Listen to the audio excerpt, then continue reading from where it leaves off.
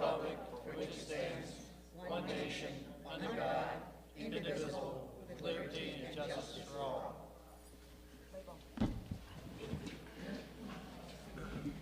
Testing. Testing.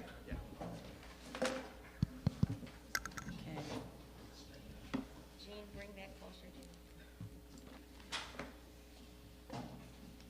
Microphone, bring it closer.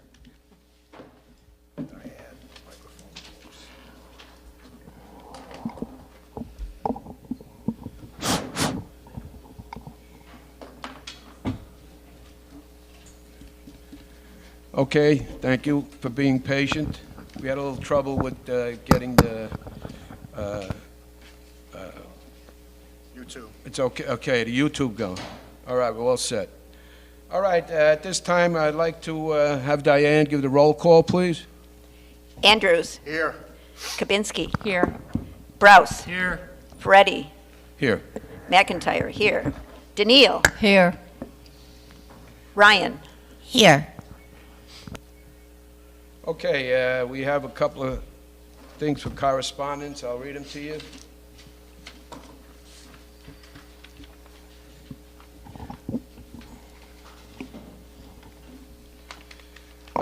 This is to the Board of Directors from Lee Gamble. There is a vacancy on the Finance Committee. Keith Keller is interested in filling that position. Please approve Keith to be a member of the Finance Committee. This will have to be discussed at the workshop meeting coming up, the next workshop meeting, and then voted on the regular meeting, the second meeting of the month.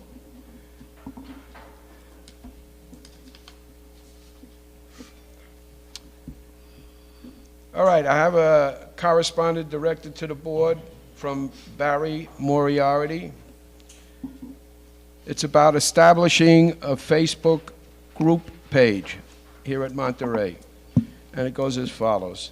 My wife and I would like to start a Facebook group page for the residents of Monterey. I am willing to be the administrator for this group.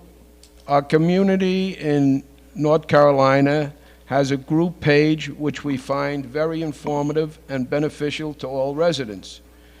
The Facebook site provides a wealth of information to be shared with each member.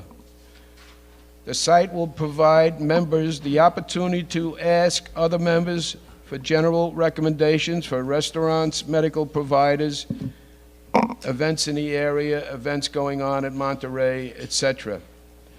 The site will also allow communication for those residents not here full-time and don't have access to Channel 63. Each individual who uses Facebook and wants to become a member of the group will have to request permission to be selected. As administrator, I would be sent the request for joining the Facebook club. If approved by the board, I would ask permission to post the site information on Channel 63 showing how to become a member. This will be the easiest way to reach out to all the residents if interested in joining. Thank you for your help and thank the board. Sincerely, Barry Moriarty, 36C. This, of course, will have to go to the workshop. We'll discuss it and then proceed if it's approved to be put on the agenda. I think it's a great idea. It sounds good to me, just thinking about it. But like I said, we'll kick it around a little bit at the workshop, and then, if approved, we'll send it to be voted on.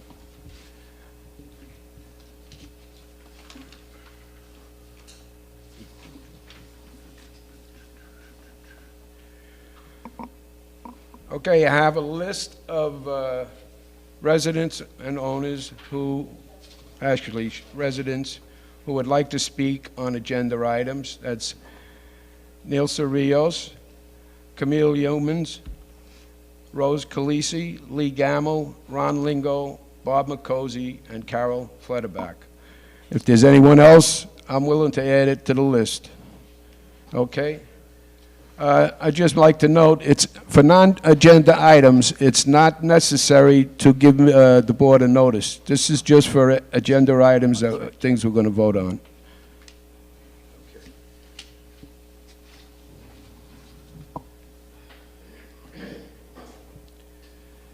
Okay, I'd like to make a motion for the approval of the workshop meetings from January 11th, 2022. Diane, would you call for the vote? Andrews. Yes. Kabinski. Yes. Brous. Yes. McIntyre, yes. Daniil. Yes. Ryan. Yes. Freddie. Yes. Okay, and now we'll have the treasurer's report from Lorraine. This is the treasurer's report for December 30th, 2021. It's not the audited report because we haven't got that yet. But our income for December was $259,966. The expenses were $257,684. It left a cash balance of $194,551, and that amount includes the $150,000 we set up as an objective in case of an emergency. As far as budget and actual, on the expenses, administration were within budget. Building maintenance, we exceeded budget according to the report I got, but that's due to general ledger entry by our auditors for depreciation. So the numbers on our system show 19,419 over budget. But the depreciation expense, the general ledger entry that was made, was for $29,870. So we're fine in that category also. Golf course, we are within budget, so that is another good one.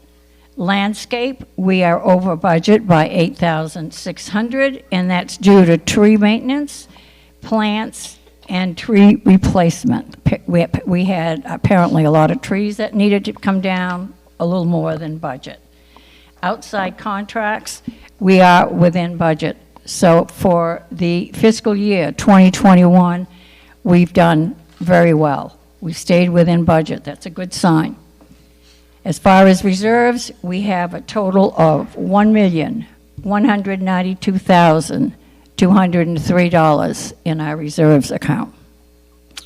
That's it. Any questions? Thank you. Thank you, Lorraine. Okay, we'll go to board comments. Before I do that, I just, on speaking into the microphone, I wanted to say, if any of the residents are on the agenda to speak or have something to say later on when you can speak on any agenda item, please raise your hands. Hold the microphone close to your lips. It's like a lip microphone right up there, and you'll be able to have, just go a little bit back, and you won't hear it, or you won't be heard. Everyone shut off your phones unless you're expecting an emergency. And everyone who wants to speak at the end of the meeting on non-agenda items will have a chance, so be patient. Raise your hands, and please be considerate of all other speakers. Thank you. Okay, board comments. I don't have too much today.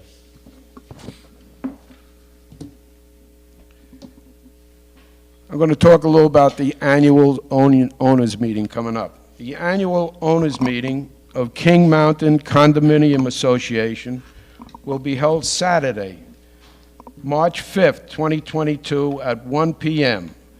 The association's main clubhouse right here. You must have your community badge to enter the meeting. We will be counting ballots to elect 3 directors to serve 2 years on the Monterey Board of Directors. The residents who have decided to run for a seat on our board are Tom Andrews, Diane McIntyre, Kim Ryan, Frank Swiderski, Ron Longo, Robert McCosey, and Kathy Mondello. That's a total of 7 that are running for the 3 spots. That's healthy. That's good. I'm very happy about that. Ballots will be mailed to all owners, please remember to fill out your ballot and vote for the candidates of your choice. I want to say a little thing about COVID. I've been asked by a couple of people to ease up on the statistics, which I will do. Okay. COVID is still an issue we have to deal with, as the new virus, Omicron, has been surging recently. Although Omicron has been touted as the most contagious virus yet, it appears to be a milder form with symptoms that are not as severe as previous variants. With the recent wave of Omicron, the number of new cases has dramatically increased. Yet, the number of virus-related hospital admissions are much lower than last year, and deaths have been stabilized at a very low percent, probably a little over 1%. The number of those vaccinated has been slowly rising, and also the fact that our health providers have become better at dealing with COVID is helping with our battle against the virus. Pretty much that's all I'm going to say. I really believe, my own opinion, that we sort of turned a little corner. Just in the last week or so, the new cases have gone down, and the number of hospital admissions have been lower, much lower, just because the Omicron is not as a severe virus than it was projected in the beginning. So things are better.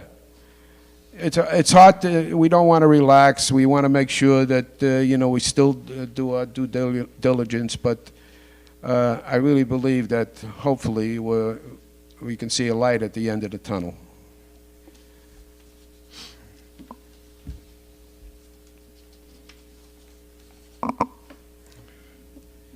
Okay, some residents have been abusing our rules and regulations regarding recycling and the disposal of the bulk garbage pickup. Please check your list of recyclable items in your laundry room. If it's not on the list or you are unsure, please throw it out in the regular garbage. You'd be surprised what's turning up in the recycled barrels. It's something that's got to be corrected. Bulk garbage is picked up on the third Thursday of the month only. You can't put it out 2 days before because you got no place to put it. You have to wait for the third Thursday before you put out the bulk garbage. Do not put it near the recycle barrels at any time. And also, recently our manager had to issue fines to residents who disregard the Monterey rules. So be careful. You could be fined for putting out bulk garbage in recycle area and other things concerning this matter. So please, watch what you put out in the recycle, and bulk garbage only out on the third Thursday.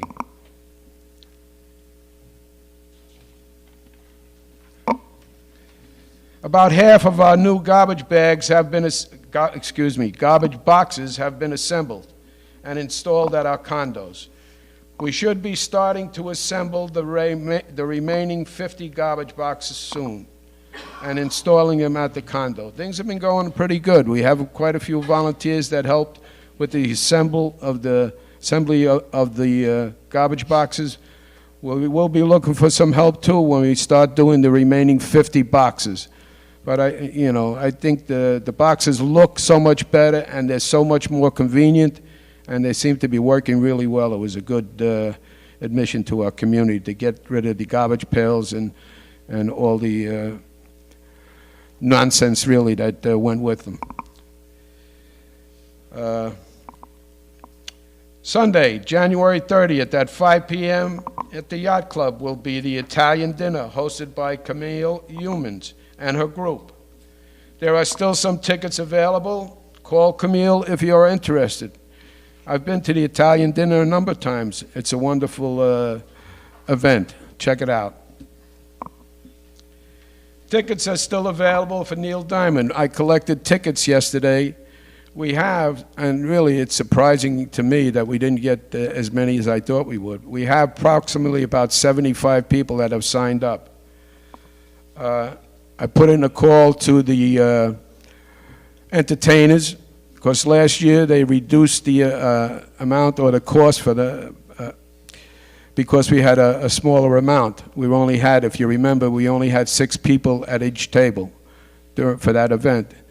So, we still have another ticket sale coming up tomorrow, and hopefully we'll do better. But if we only have 72, we'll have to ask her to reduce her cost price, and if she does, if they do, I'm sure we'll be able to put on the Neil Diamond Show. I'll keep you addressed. Anyone wants to, get a ticket, call me anytime. Like I said, we're going to try and sell tomorrow, but the refunds are available to anyone for any reason up to the date of the event. So if you change your mind or whatever reason, you'll get your money back. Okay. Thank you. And just to remind everyone, lots of events and of activities are going on. Check Channel 63, the bulletin boards, and our website for more information. There's a lot of things going on. Monterey shirts and hats will be on sales starting January 31st for 3 days. Check Channel 63. Okay, pretty much that's it for me. We'll go around to the board and see if they have any comments today. Diane? No comments at this time. Thank you, Lorraine. None. Kim? Not at this time. Okay. Tom? Not at this time. And Pam? Not at this time. And Vic? The only thing I have is I didn't realize you were going to talk about recyclables. I have found that people are not breaking down boxes. We have 4 down where my apartment is, 4 containers. They're normally overflowing by Monday because a lot of people aren't breaking down their boxes. They're putting in a whole box or things that don't belong. Like I found a toilet seat in there one day. I don't think that's on the recyclable list. So, like Gene said, put in only what you're supposed to and break down your boxes so we don't have to get more containers from Waste Management. Thank you, Vic.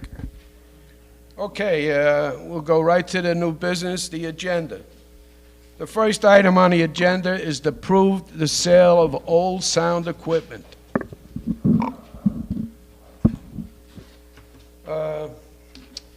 We have some musical speakers and amplifiers that were donated to Monterey by Carol and Ron Honorato a few years back.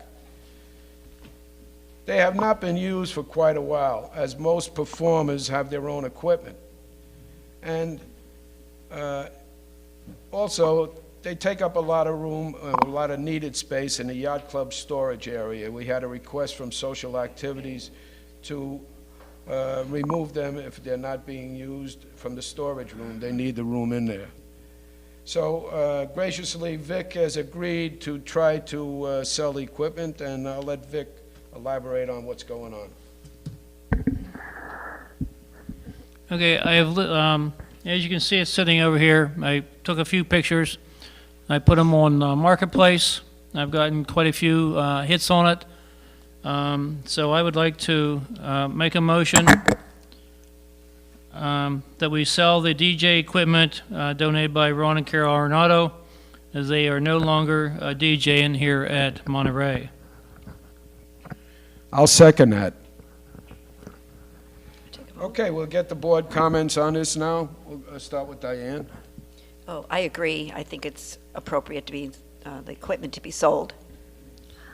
And Lorraine? I agree with Diane. Yes, let's sell it. Kim?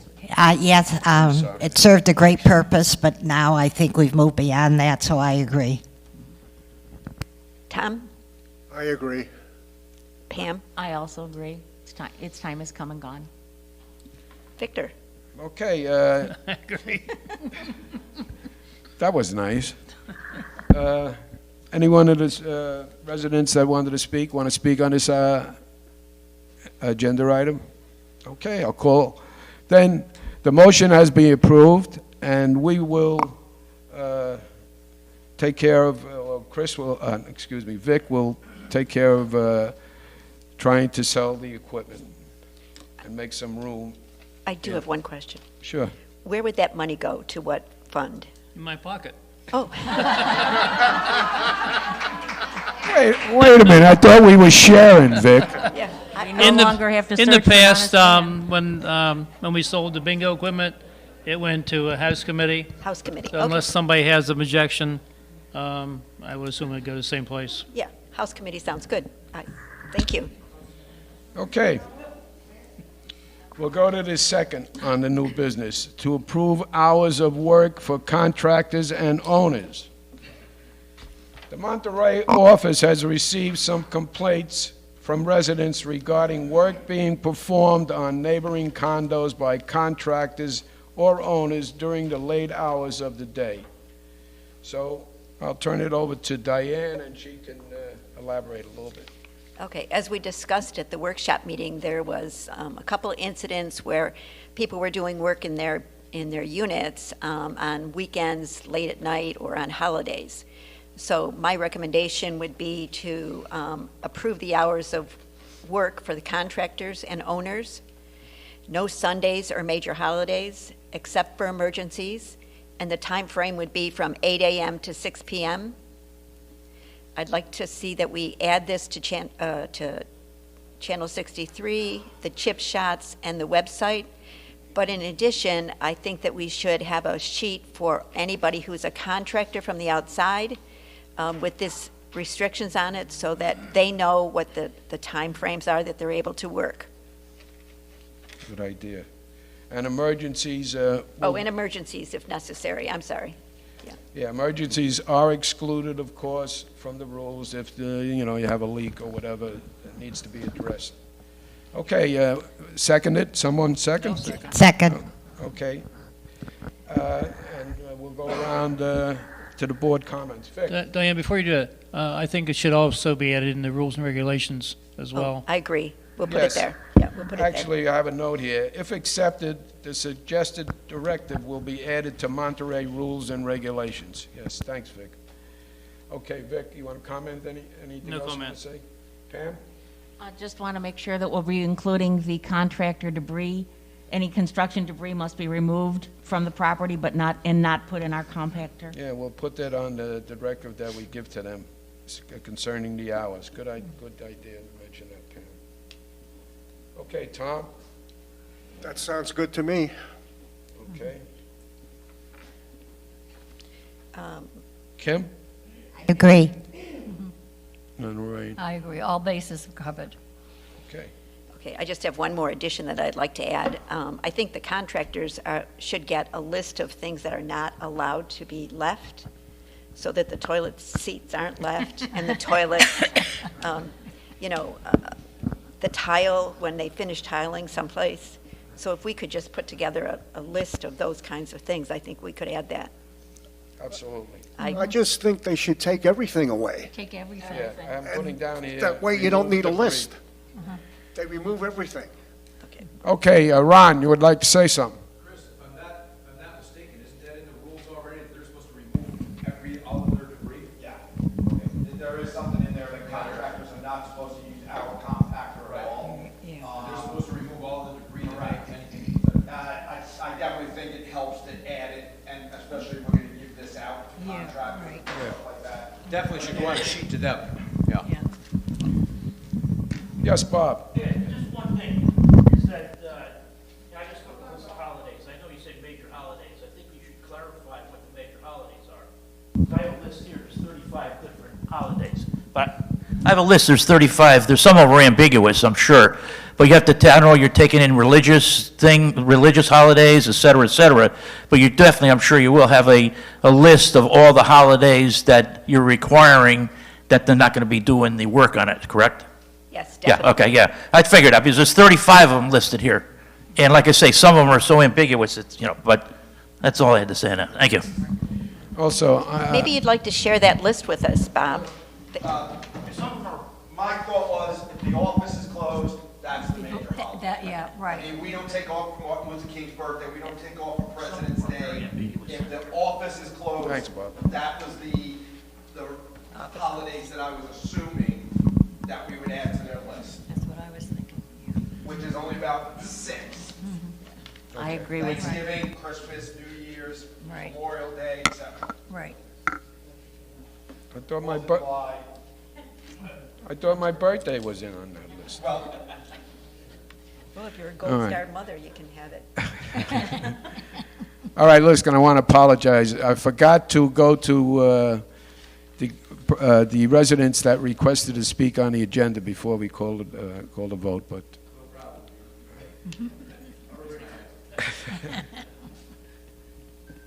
Okay, third item, discussion and motion on hiring inspector to inspect the 19th roofs. Chris has hired a Florida licensed professional roof inspector to inspect one of the 19 roofs that are scheduled to be repaired in 2024. The cost for the inspection was about $175 for the one roof. So to do all the 19 roofs, it would cost a little over $3,000. A reasonable amount, I think. Anyway, the cost is covered by the roof reserves, and I'll let Chris elaborate on this a little bit since he hired the guy and knows exactly what's going on. okay, so at the workshop meeting, you guys asked me to find a contractor that would do a roof inspection. So I found a guy that does it insurance-based and does roof condition certifications. I hired him to do one just to see what his report would be like. I didn't want to just have you guys hire somebody blind without seeing what kind of report, et cetera, that we would actually get. So we did actually do one roof. We did building 47, which is on the list. And you all have a copy of this. I do have a copy for the Finance Committee.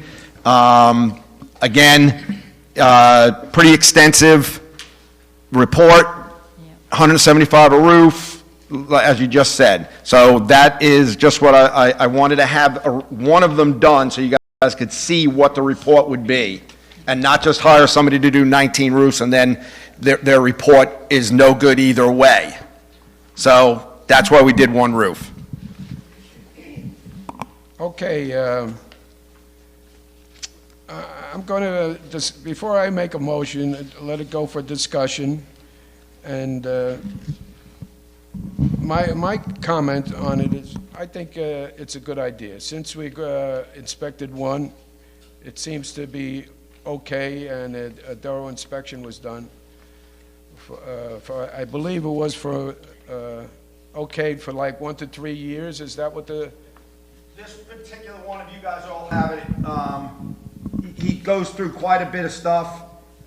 Predominant roof, covering material membrane, roof age, remaining useful life. He does say that it's between 1 to 3 years of remaining useful life.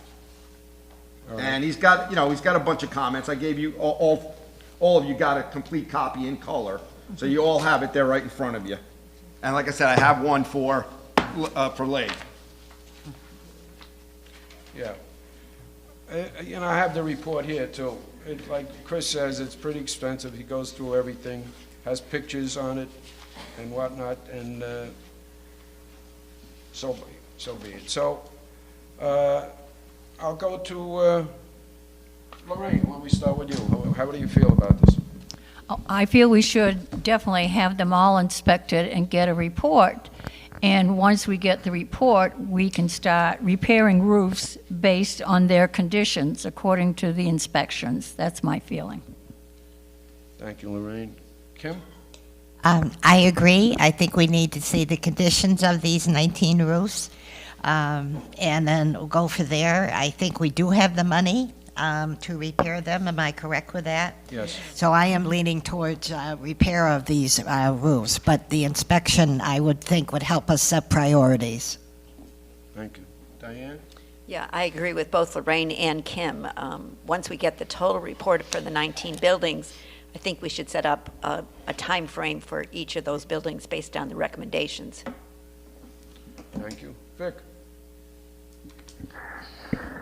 I agree with what's been said so far. I don't feel that if the roofs aren't in critical condition now, nothing's wrong with them.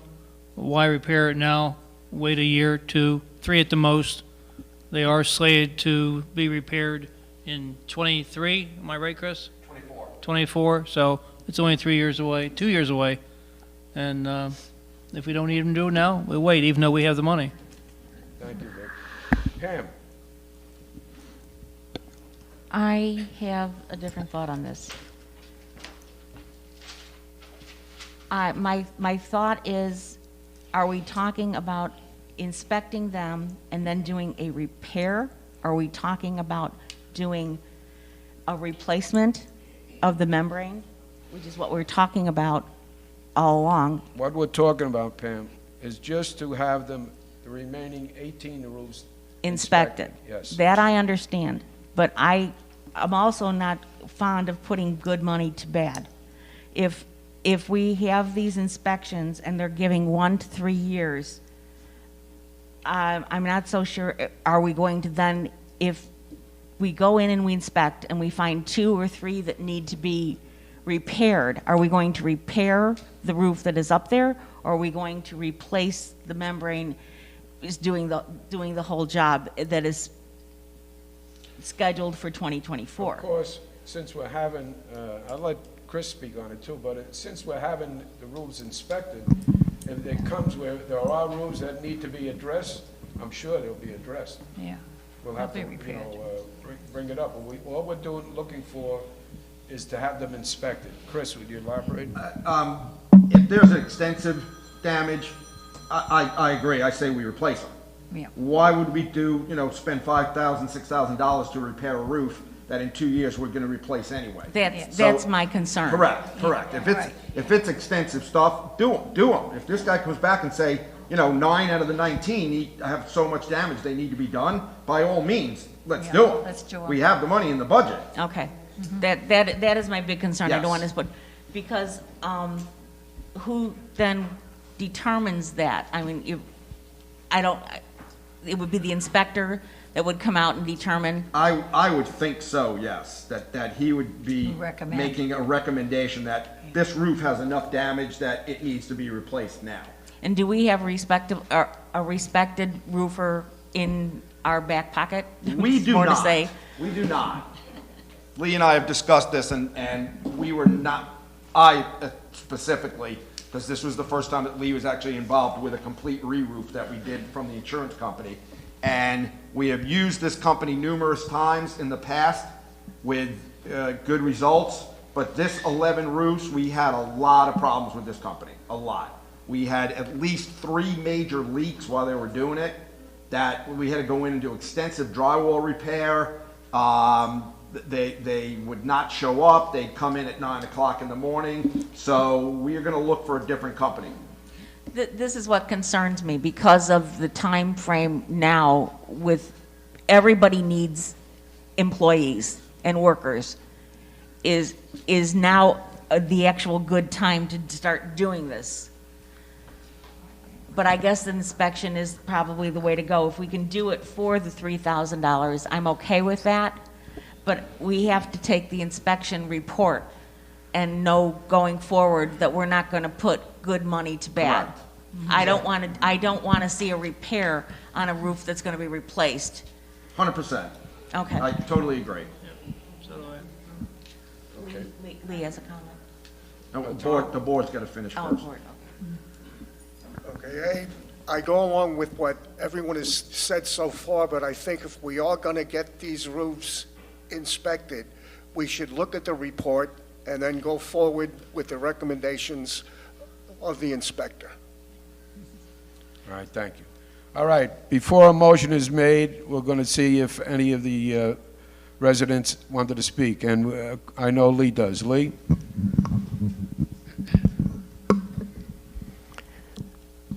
The Finance Committee letter dated December the 4th, 2021, delivered a formal recommendation to begin work immediately to replace roofs of 19 buildings, and established Finance Committee replace the year of 2022, that is immediately.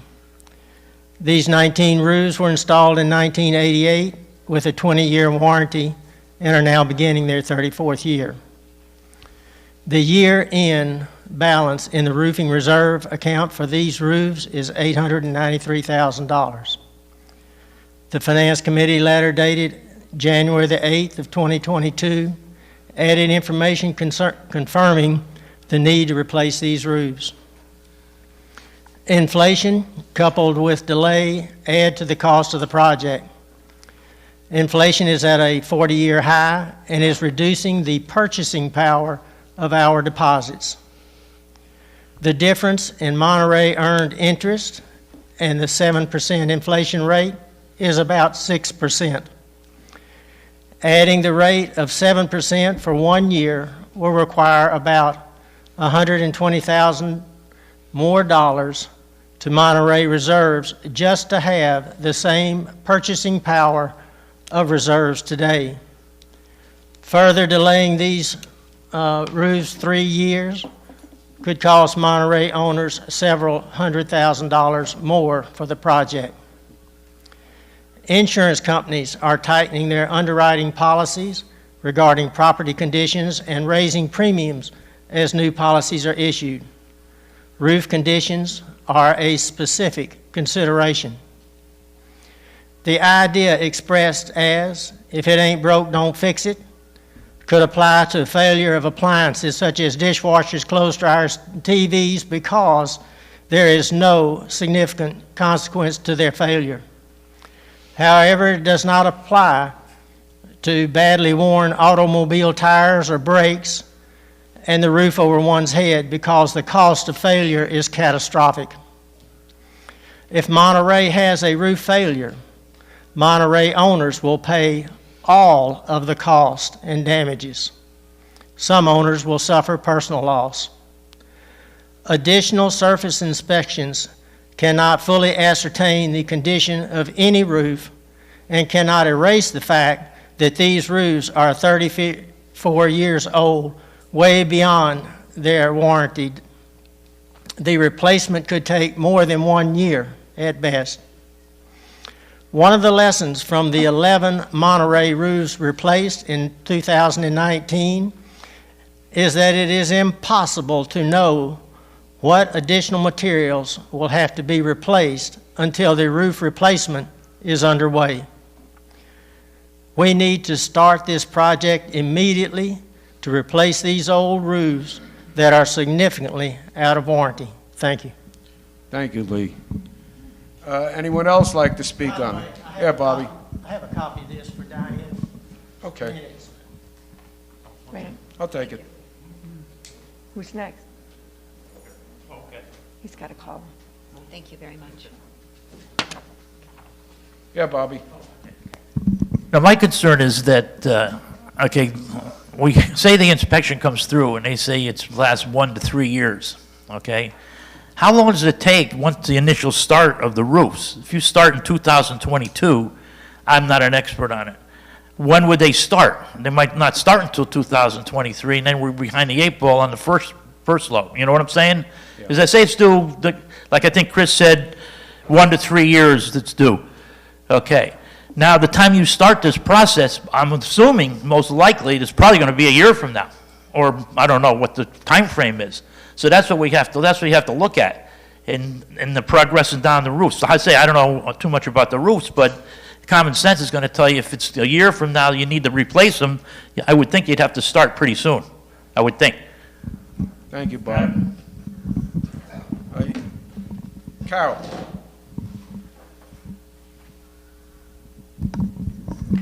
My concern is I live in Building 47, and we did have a leak, and it wasn't really even noticed until I kept complaining that my unit smelled moldy. And I still didn't get too far, but I had somebody go up and go in the crawl space, and needless to say, the insulation was wet, and so we did have a leak. And my question is, if you have a roof on your home, your own personal home, and you start having leaks, don't you consider replacing the roof before the leak gets any worse or before major things happen? And that's what I'm concerned with the roofs. Yeah, you don't have leaks now, but you could have 20 roofs start leaking, and then what are we going to do? We'll fix them. Fix them.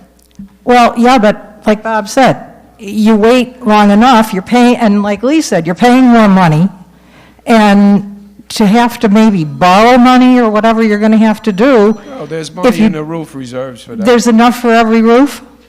There's enough to fix the leaks, yes, Carol. But why would we want to fix the leaks? Why wouldn't we want to replace the roof? If there's a problem with your roof in your own home and the warranty is well past, don't you replace it instead of just Band-Aid it? The leak was fixed. It wasn't, I'll defer to Chris on it because he was involved with it. Okay, so the way the insurance company works, you have to have at least 25% damage to the roof. That's a quarter of this roof has to be damaged to where they'll replace it. One leak on a roof this size is minor, okay? Lee and I went on every single roof, and we even patched holes that we found where nobody was complaining about a leak or anything like that. You know, going on to the inflation, you're right, inflation is high right now. The Fed's going to start increasing the interest rates and things. How do you know that in 2 years the prices don't actually drop? We're in a building boom right now. Buildings are being put up everywhere. This is not going to be sustainable. These prices are going to drop back down, and you're going to see a realistic price come again, in my opinion. Okay. I hope I'm right too, but that's my opinion. When it comes to doing these roofs, we're not going to start in 2024 looking for a contractor. We're going to start in the middle of 2023 looking for a contractor.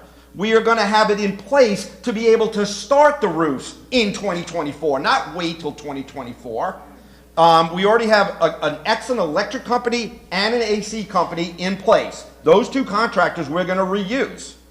What we're going to do is if we stick with the John Mansville membrane, we go to John Mansville themselves and ask for preferred vendors that install John Mansville membranes. So the search is not exhaustive because they're going to give us companies that deal with John's Mansville. I think we wait to see. I agreed with Pam. If this guy comes in and says, oh, you can get 6 months out of it, well, we're not going to wait 6 months. That roof's going to be done immediately. We'll start going after contractors to do it. In November, when Lee and I worked on this, these 19 roofs were scheduled for 2022. And Lee and I, after doing our inspections and working on the budget, we both said the roofs were in good enough shape to extend them to 2024. I want to know what happened between 2024 and December 4th. I believe it's because the board wanted to borrow money from the roof reserve, because I never heard anything about replacing these 19 roofs up until that time.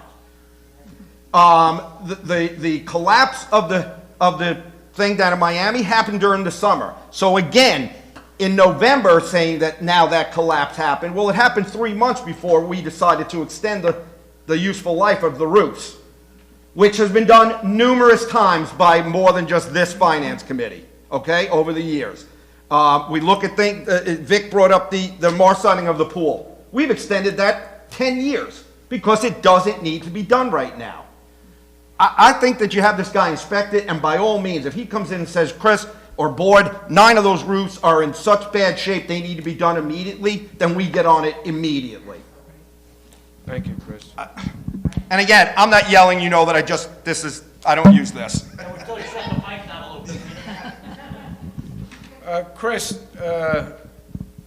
wait a minute, Chris. You didn't put down to speak on the agenda item. Okay?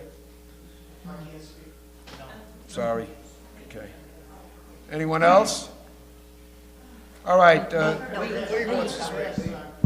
Lee wants- Okay. And I've got something else that I forgot that I'd like to add. Okay. Don't use the mic, you're too loud. I'm too loud. Yeah, you need it. The letter of January 8th explained the significant instances that totally revise our perspective regarding these roofs. Regardless of all these discussions, the Finance Committee is recommending that you replace old roofs, that you don't patch them, that time and money spent for inspections is futile.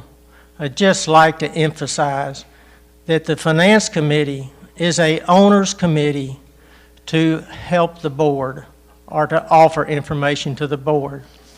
That is our prime function, and our position is it's past time counting patches on roofs that are 34 years old. It is time to put a new roof, and we'd like to have the owners of those 19 buildings have new roofs. Money has been collected since 2016, building up to this date. Further extension makes no sense to us. Thank you. All right, Chris, you wanted to say something else? I was going to comment on the insurance, being that that was brought up. When it comes to the insurance, we are not bringing these roofs up to code. We're not installing hurricane straps. All we are doing is replacing the membrane. It does nothing as far as our insurance company is concerned. Wait a minute, No. Wait, Lee, wait a second. Okay. All we do is replace the membrane, and now we bring the ACs up to code by putting them on stands. Our roofs do not have hurricane clips. We do not have hurricane straps. We know that, okay? The insurance company, that's what they care about. They don't care that you have a brand new membrane. Okay? To do a retrofit of these buildings is probably another $4,000 per building. Times 51 buildings is $200,000. I've already addressed this with the insurance company years ago, that if we did this, what would it do to our policy? And because not every single window or door is hurricane proof, it would not affect our policy at all. We would not get any kind of break from a wind mitigation because the entire building is not hurricane proof. However, in all the years that we've been here, one set of mansards blew off in a double storm, okay? Other than that, in hurricanes, we have never had any of these roofs actually lift up other than building 39. All right, thank you, Chris. Okay, I'm going to put a motion on the floor.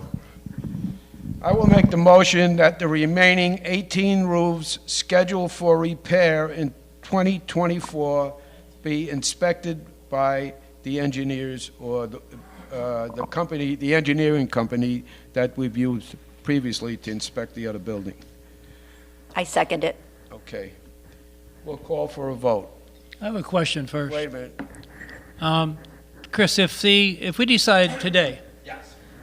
to replace a roof, Yes. when do you think that would start?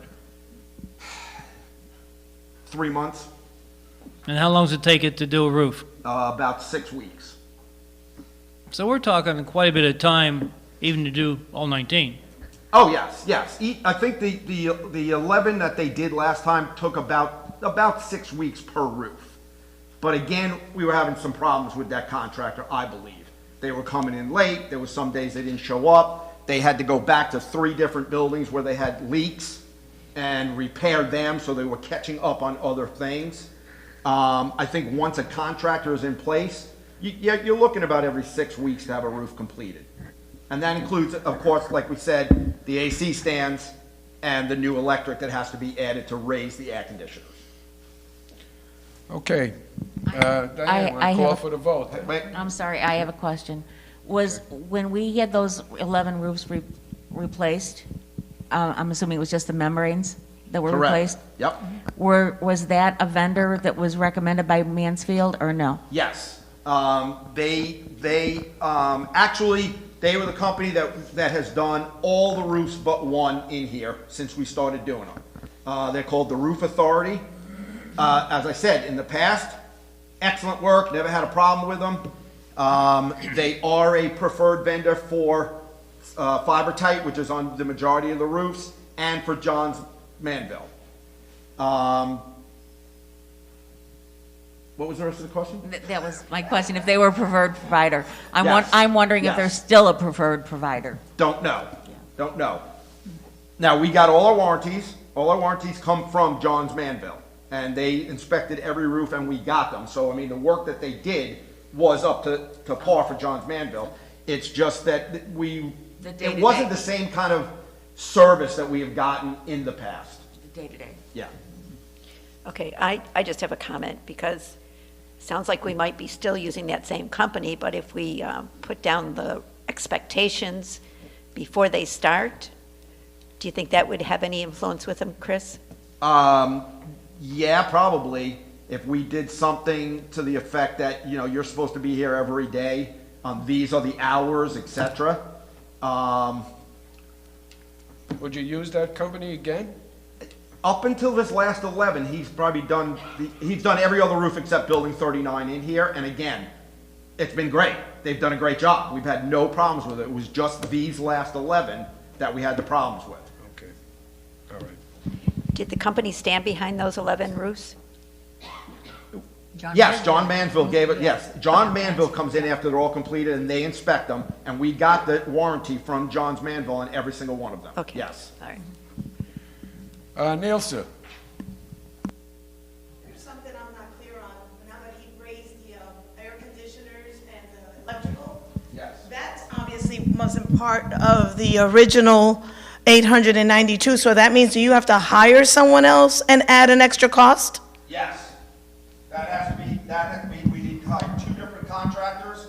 One does the AC work, one does the electrical, and that's already been added into the cost. That actually increased it to what is it, like 47 now? About? Well, the estimate on the 11 roofs was $42,000. The bids came in at $42,500. That's with all 3 contractors. That's the membrane, the electrical, and the AC. When the bills were added up in 2020, there was an average of $4,500 per building for materials that were not reusable or new materials required in the attachment to the roof structure.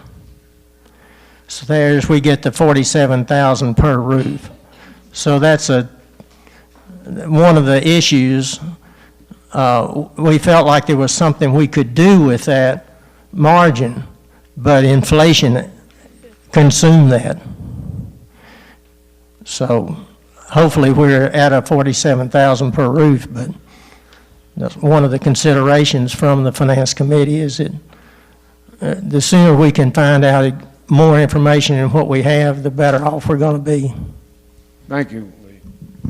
All right, there's a motion on the floor, it's been seconded, and let's call for the vote. Start with Tom. Yes.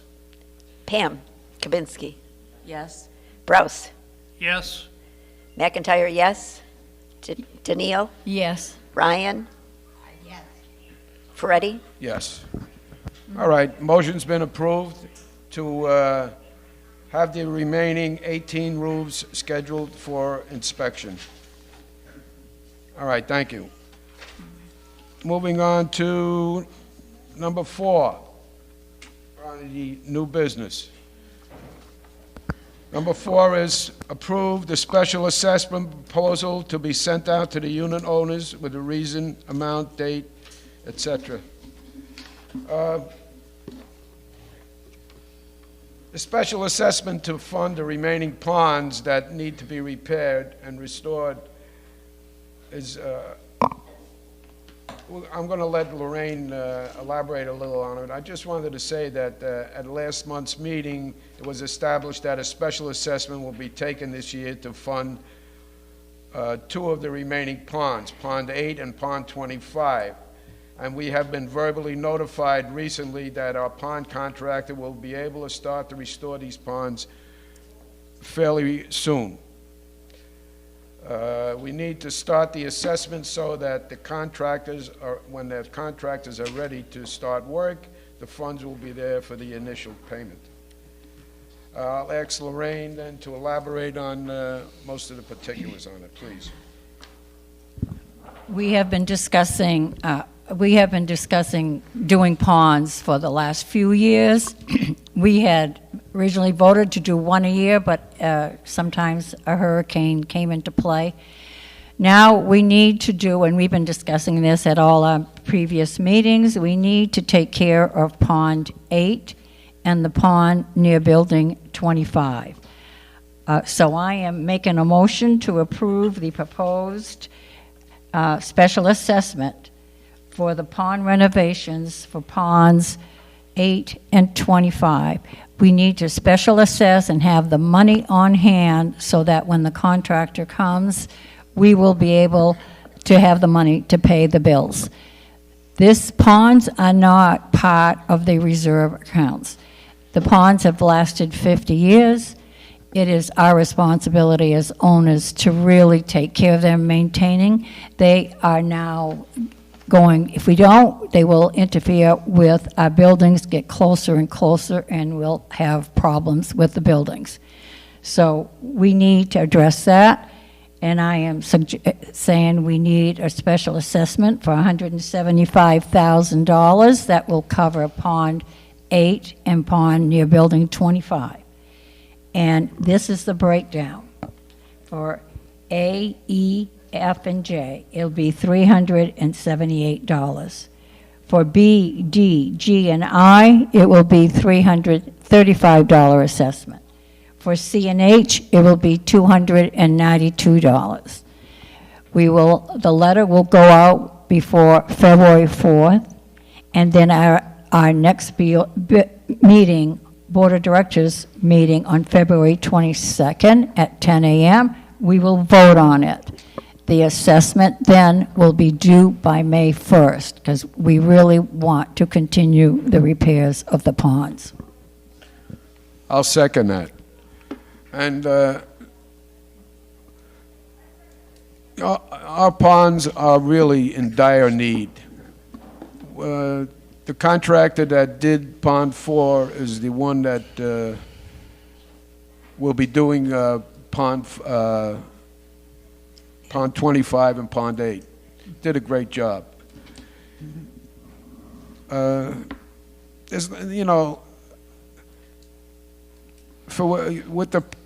the pandemic causing issues with the contractors and other things, this has sort of been delayed. We didn't get any ponds done in this previous year, 2021. We need to keep doing this. We need to have our ponds fixed. And since it's not covered in our budget and not covered in the reserves, we need to have special assessments. There's no doubt about it. It's something we have to address. So we'll go to board comments here. Diane? No comment at this time. Kim? Oh, I agree with the proposal as it's been put forth by Lorraine. Lorraine, did you want to say something else? No, I just want to reiterate that we do need to take care of our ponds, and those that play golf, excuse me, those that play golf can see that our ponds are in dire need of repair, and if hole number 3 is a good example, but the ones that are in worse and need repair are really hole number 8 and near Building 25. So we'll start with them, but the ponds are not over. We still need to continue to repair them. I agree with everything you said. Just one, I think I've talked about this before. If the ponds come in at, say, 150,000, am I correct in saying that money, this is going to be in a special account? Yeah. That money will be held over to do the next set of ponds? Exactly. I forgot to say that. We will set up a special reserve account just for ponds, since we don't have any in the reserves right now. It'll be just for ponds. The money goes in there, and only the money to pay for the pond repairs will come out of that account. If we have a balance left in that account, it'll go towards the next repair of ponds. Okay. Pam? I agree with everything that's been said. Lorraine, the other question I have is that going forward, this special reserve account will be funded by special assessment only? We can only do it by special assessment because it is not currently in the reserve set up. Got it. Thank you. And I want to add that we've asked at many, many more meetings and I know this for a fact because I was chairman of MORA for 6 years. We've always asked the question of our owners, what would you prefer? Would you prefer a special assessment for items that are not in the reserve accounts? Or would you prefer your maintenance fee going up $25 to $30 a month? And inevitably, everyone, majority, raise their hands. They would much rather see a one-time special assessment to cover these huge ticketed items that are not really in a reserve account. I only have one question. It's not, if the cost goes over 175,000, do we have to special assess again? Unfortunately, we will, yes. Mhm. Okay. I just have one comment. I just wanted to thank Ron Longo and Chris for the amount of work that they put in to get the contractor that we were using. I know that it took multiple phone calls, visits, and maybe some arm twisting. So thank you very much. We're still working on this guy. He's very, very busy. He's got $3 or $4 million plus jobs. He's doing the Pelican Diner downtown. They're finishing that up. He said as soon as he gets done with those, he says he's getting close. He should be able to come in and start something. He says this Pond 25 should going to be the first one, I think, from what I understand, and that should get done fairly quick, he said. So, just so everybody knows, that's all. Okay. I'd like to mention this. This contractor did a great job on Pond 4. However, sometimes he can be a pain in the neck to deal with. However, his bid was really much lower than the other bids we received. And that's why we've been sort of, accepting that we'll wait for him to get here, because it is a substantial saving with him doing that. Ron, go ahead. Yeah, one of the things I wanted to say, this contractor has done many things for us for free, okay? Extra things that we should have been charged for, so everybody knows this. He takes it upon himself. If there's things that do not need to be done, this contractor will not do them. He did that over in the culvert pipe on the other side. There was a catch basin that was supposed to be replaced. We called the engineer in. The engineer said it didn't need to be replaced. He saved us, I think, $4,000 just on the catch basin, let alone the labor part of it. So. Yeah. Very happy with his work and hope we get it done soon. Camille. I just want to ask what the Pond 8 and 5 is going to look like. Is it going to look like Pond 4 with the wood bulkhead? The vinyl, aren't they going to do vinyl? Yeah, Ron, you could answer, or Chris. The engineer that we hired is recommending we go with a vinyl. We're going to get bids again for the vinyl and the wood. But we were thinking about doing Pond 25 in the vinyl because it's so small, to get an idea of what it really looks like. If we don't like that, if you guys don't like that look, then we'll go back to the wood. The vinyl has a little bit easier to install and has a much longer warranty on it because it is vinyl. But like I said, we were thinking just that small pond just to get an idea of what it looks like. Yeah, Bobby. I just have one question, and I agree with Lorraine. We worked on this, the ponds, forever and ever. I agree 100% on that. However, my question was, and I don't know the answer, is can you have a special assessment for an assumption? Or do you have to have something in dollar sign before you make a assessment to people? I don't know what the answer is. I don't know. I don't know if you can make a special assessment on an assumption of what the amount's going to be. Believe me, I agree 100%. Well, we do have a bid from him, Bob. Pardon me? We have a bid from him. Oh, there's an exact amount that we have to spend. No, we don't have. Okay, we don't, no. My question, that's all my question was, is that as long as we can make a special assessment on an assumption, not a true figure. That's all I asked. Sure, thank you. It is going into a separate reserve account. Bob, so that it's right there if anybody wants to know where the money is going. And let's say just for an example, let's say we have to special assess. We don't have the money in the reserve account to pay for it, so that's a definite, yeah. However, if, let's say we do all the ponds, all right, we special assess for each pond. We have a pretty good idea of how much we're going to special assess based on the previous estimates we got. Chances are we're probably not assessing for enough money. I don't know. I don't know anything about ponds. However, let's say, for example, we do all the ponds, and there's money left over in that account, and we don't have to do the ponds anymore.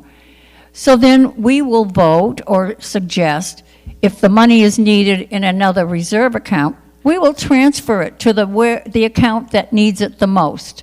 So it's not like it's just going to sit there.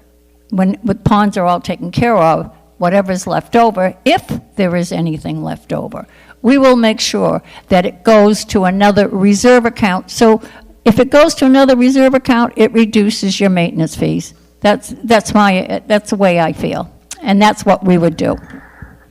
Thank you, though, for bringing that up. I agree with 100%. That was my question. My question was, can you legally assess a special assessment for an unknown? That's what my question is. I think we can. Yes, Jacob, Yeah. already spoke to Jacob about this. Okay. Being that we don't know when it's going to start, we have no money right now. If Osiris came to us right this minute and said, hey, I can start tomorrow, well, I don't have any money. So we have a good idea of what it is from his quotes, his bids, and it will be written a certain way when we send out the letter for the special assessments, that we are getting startup money, we're getting things like that, because we don't have any money to do it. Okay. Carol? My question is, since you're going to set up a special reserve for the ponds, if at the end there's money left, will that become like a reserve account rather than putting it somewhere in case you have a problem with the ponds down the road? I'll let Lorraine answer that. That I don't would know. I don't know if you can do that or not. We can transfer funds from one reserve account to another. But your question is, if there's money there, should we leave it there for future And set up repairs? a reserve of its own. Okay, but Carol, think about it. We're just taking care of the ponds now. They're 50 years No, I old. understand that. I'm just asking if that can be done, if...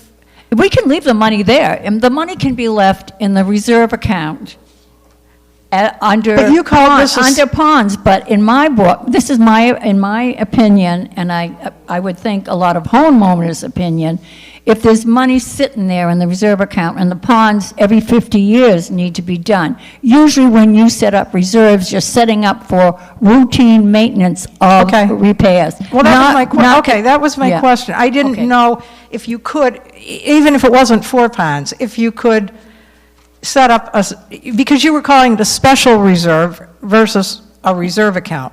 No, I said a reserve account for ponds, I'm sorry. I'm sorry, maybe I I meant misunderstood to say we would set up a separate reserve account for ponds only until all the ponds are done.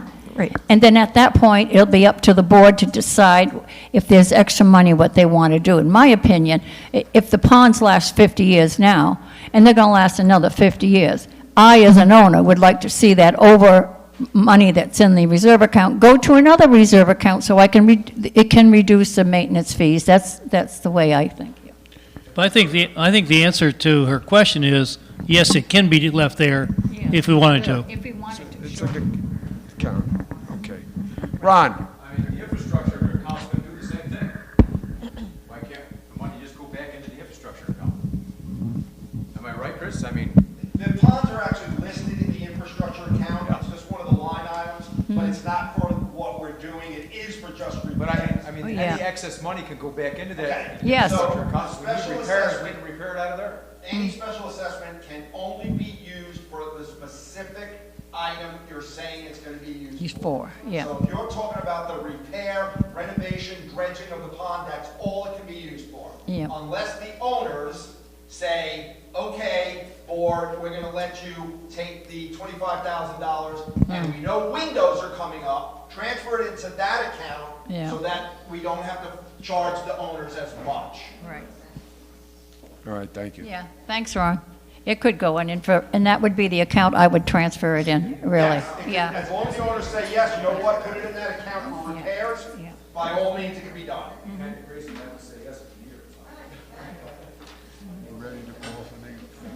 Okay, we'll call for the vote. Andrews. Yes. Kabinski. Yes. Brous. Yes. McIntyre, yes. Tennille. Yes. Ryan. Yes. Peretti. Yes. All right, thank you. So we'll move on to the last item on the new business and on the agenda, the pool chair lift.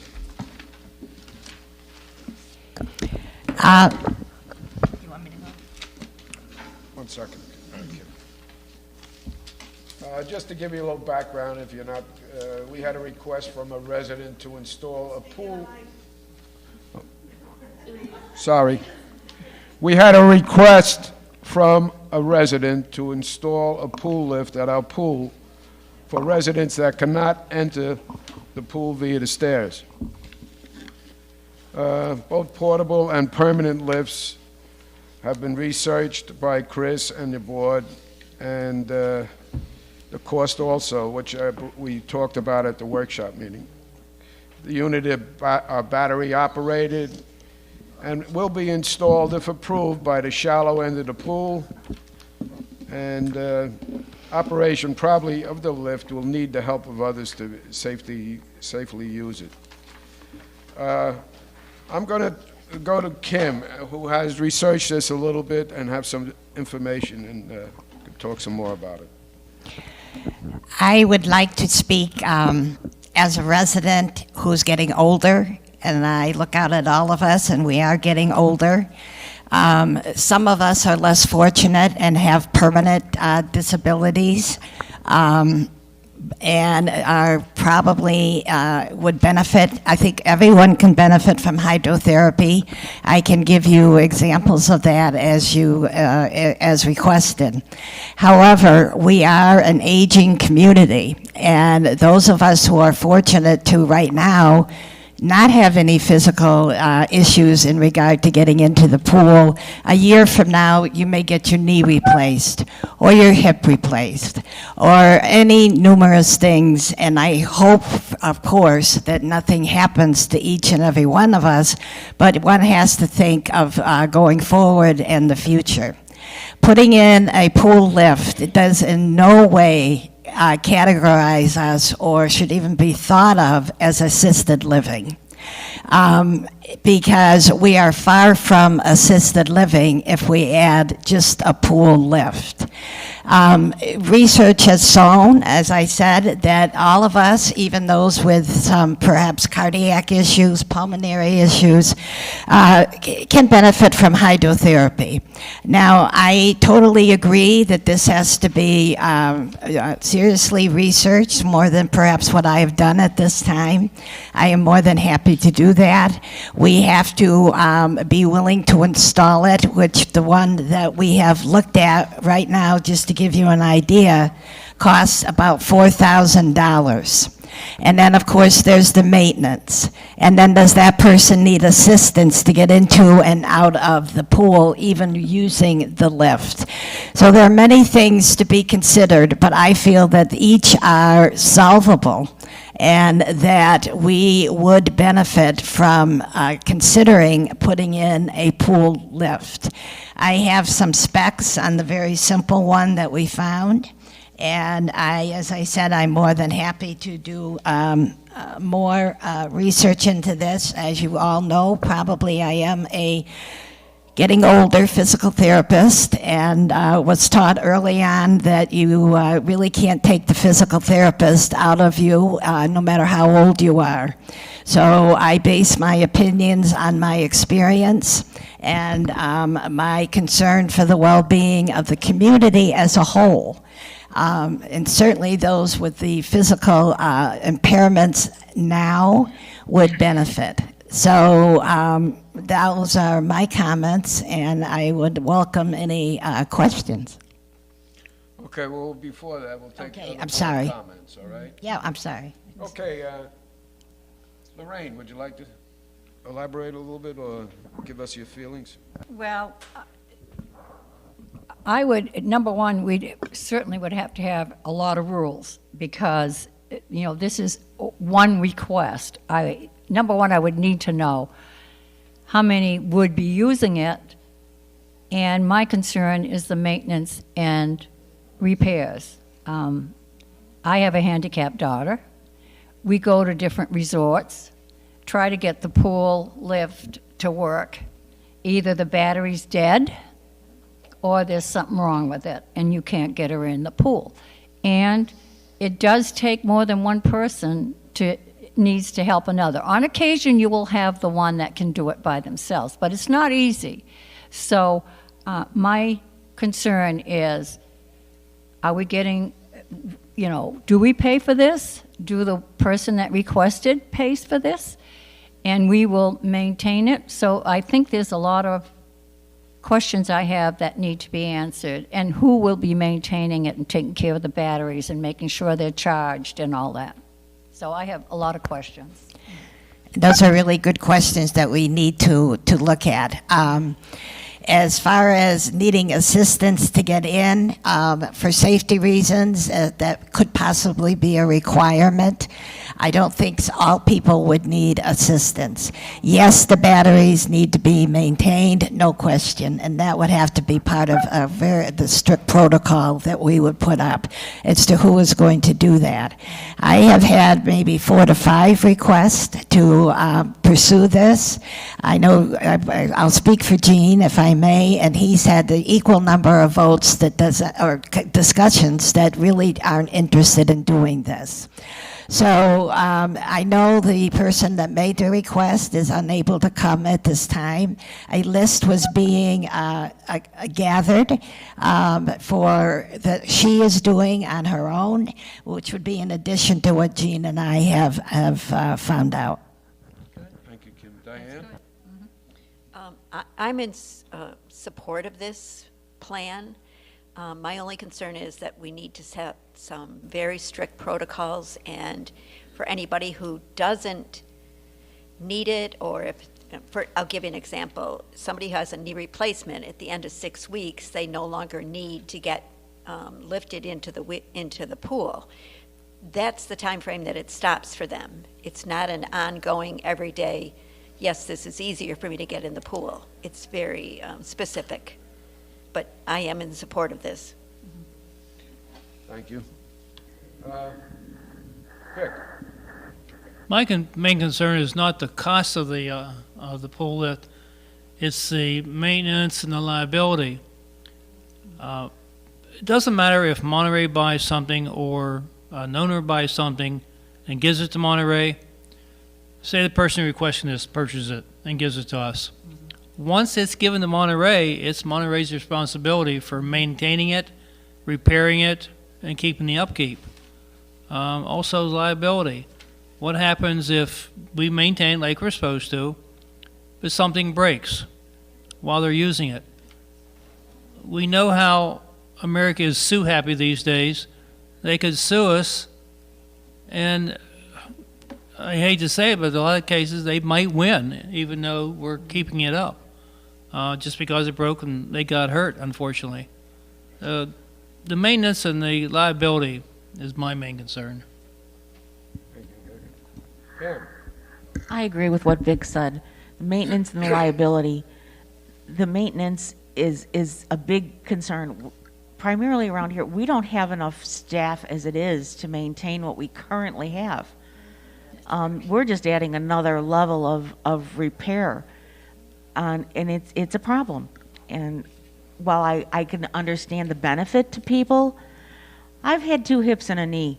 No, 2 knees and a hip. And I got in and out of the pool okay. I understand for other people it's a problem.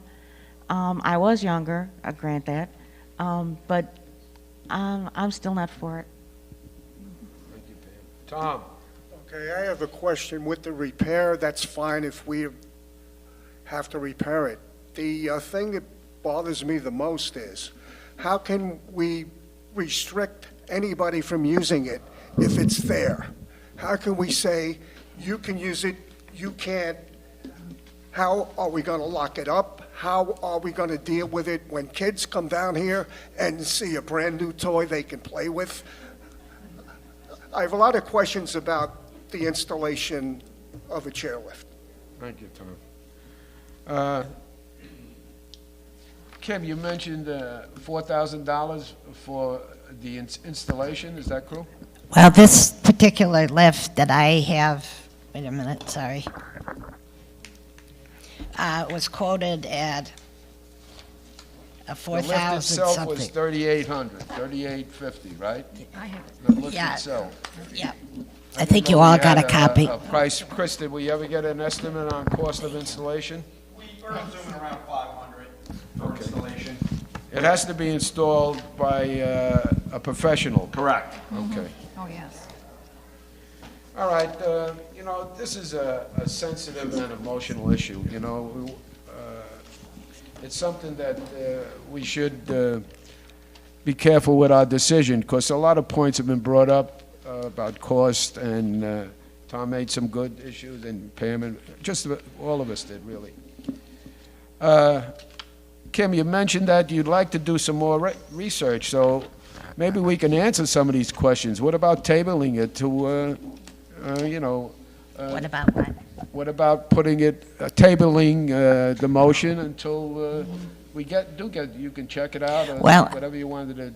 I would agree with that, especially when the person who proposed it originally isn't able to be here today.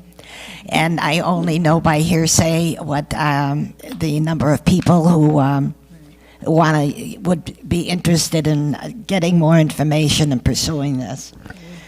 Okay. Would benefit from it. So if we tabled it for, let me just throw out 6 months, it's not going to happen tomorrow anyway, as we all know. So I would be in favor of that. All right. It seems to me the board is divided on this issue, and all have questions that we should be answered. So if you'd like to make a motion to table it, I think we could proceed like that and see how, if that gets voted through. I would move that we table the installation of the pool lift for 6 months while more information is being gathered. I second. Okay, it's been seconded. Would you like to comment on it, Tom? The only other thing I would like to see researched, do other condos have chairlifts at their pools? Okay. We could do that. Pam, you like to make any The comment? comment I have is that our pool deck is not incredibly large, and if it's my understanding when I'm looking at the specs, because I did print out the print, we're looking at a minimum of a 3x4 area that would be necessary for the installation of this particular chairlift. So we would need to space that out and see how that would impact the usage of our pool deck area. Vic, anything you'd like to say? No, not this time. And Diane? My only comment is, I feel unfortunate that we would wait 6 months to make this decision. Sure. She's up to 6 months. You want to amend it to 3 months? If you don't mind, I think that's a little more Why don't you say reasonable. up to? Up to 6 months, okay, but could we put it on the agenda in 3 months? Sure. And people, please feel free to contact me. My number's all over the place, with your comments, yay, nay, whatever. Thank you. And Diane? Yeah, do you want to say anything else? No. Okay, I'd just like to say there are some issues that I've thought about, you know. You're gonna need someone, I feel, should be there to help the resident that wants to use the chair or the lift.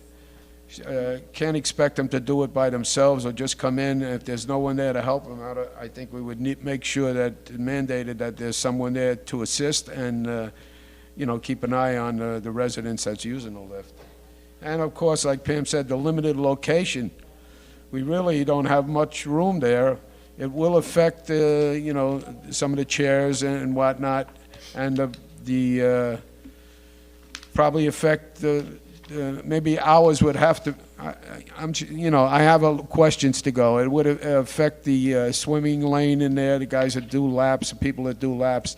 There are a lot of things to think about. So I'm in agreement that we could table it, and we'll take comments from the residents now. Ron, you wanted to say something? I wanted to say that, I think when you make the decision on this, I think you should have more of the people, the residents that are down here. Yeah, I think Okay, so. I mean, it shouldn't be made in the middle of the summer or, Well, because, the one who asked for the lift is not here. I believe she was supposed to check around and see if other people in the community would need the list or want to use it. So until we get that kind of information, I think it's a good idea. They're seasonal too. I mean, you would think you would want them there. The what? I'm sorry. I says they're seasonal too, so I would think you would want them there. Yeah. I would believe, Okay, seeing they're part of it. thanks. I see a hand, but is that Camille? Yeah. Okay. I agree with the board that it would be advantageous to have something like that, but then again, the other side of the board said we need to answer so many questions, and my main concern is, I agree with Ron, that when you put this up for a vote, it should be during the time that most of the residents are here, during the season, and definitely not, so 6 months wait would not be helpful. Okay. 2-3 months from now, you could do that, or else I would suggest you're going to have to wait till the next season, 2020, 23, January? Well, we just amended it to 3 months, but now I've had whispers that perhaps we should table it for 2 months and get as much information as we can prior to that. Yeah, I think that'll work. Would that work? Okay. I would suggest probably the April workshop, by the April workshop meeting, that's 2 months, really. February, March, gives 2 months for getting information. Certainly no later. No later than that. No later than that. Yeah. Maybe March, rather than, we'll have other people here, That's a have some month. people leave. That's only a month for Well, yeah. end of March, okay? All right, whatever you decide, we're going to vote on it, so you want to make it 2 or 3 months, Kim? I'd like to make it 2 months to get more research, to get more input from the residents. Okay. Do we, the I unit second. was second? Yeah, I'll second it. Yeah. Okay. 2 months, I think is good. I think everybody's had their say, so we'll call for the vote. Excuse me, Bobby?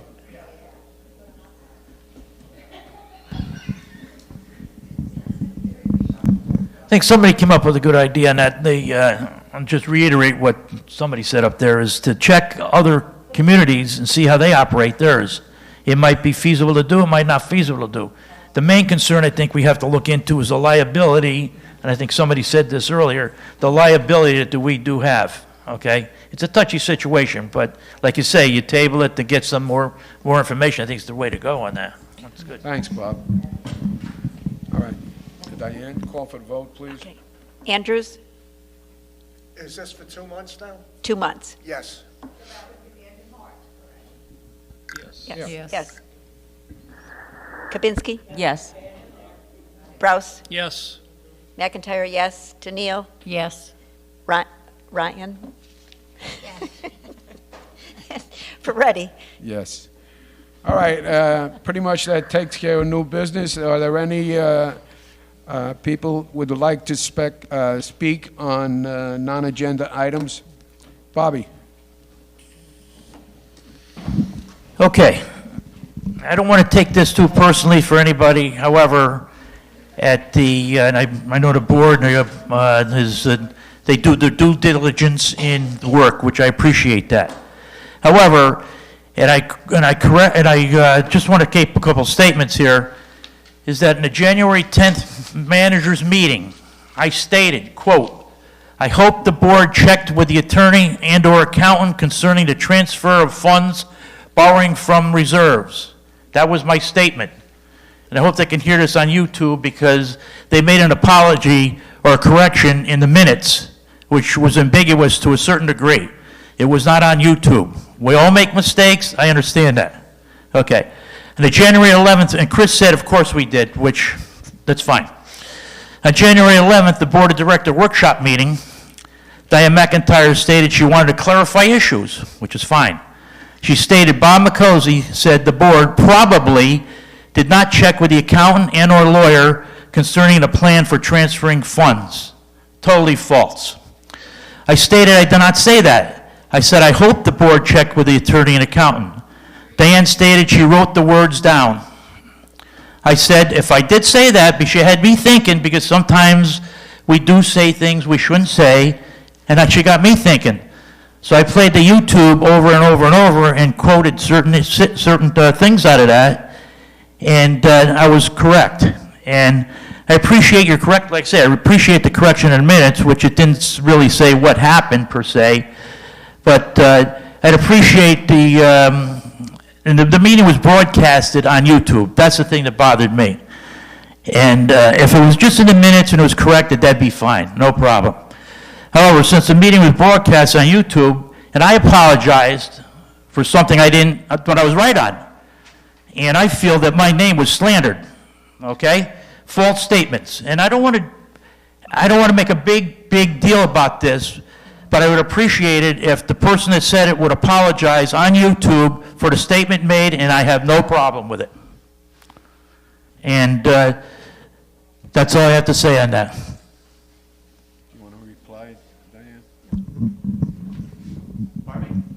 I have no reply. Okay, I hope it didn't, I didn't want this to get to this, okay?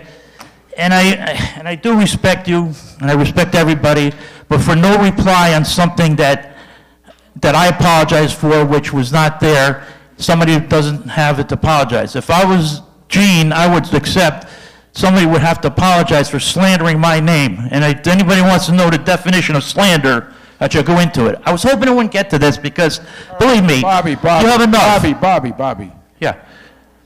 Suppose it was you, Gene, that said about it. I understand, Yeah. Bob. It's just a misunderstanding there. If you need an apologize, I'll apologize. Okay, I accept that. You apologize for the board member for making a critical statement against my name, Bob McCosey, because right. I take that personally. Bob. Thank you. Okay. All right? Okay. Thank you very much. All right. Frank, you wanted to say something?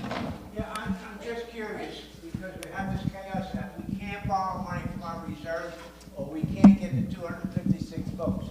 What I am concerned is, when we come for elections, normally we send out a request to borrow from the reserves due to hurricane. What happens if we don't get that? Because it seems like that's a downhill issue now. I don't understand. Okay, so at the annual meeting, what he's bringing up is, it was said in many meetings that we don't borrow from reserves, the owners don't approve it, it's never been done. Every single year at the annual meeting, you have the owners vote to give you permission to borrow from the reserves for hurricane repairs.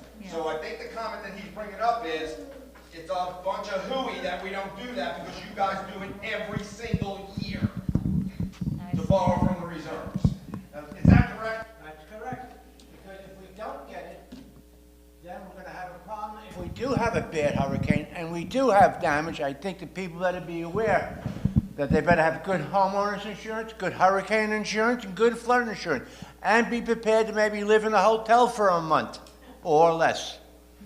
if they don't get that money. Just keep that in mind, because that could happen. Thank you. All right, thanks, Bob. Okay. Frank. Yeah, Frank. Anyone else? Camille? I had 3 cups of coffee, no. March 5th is the special meeting where we are voting for the board members. Well, you get a ballot in the mail. Okay. And the ballots will be mailed back to the office here.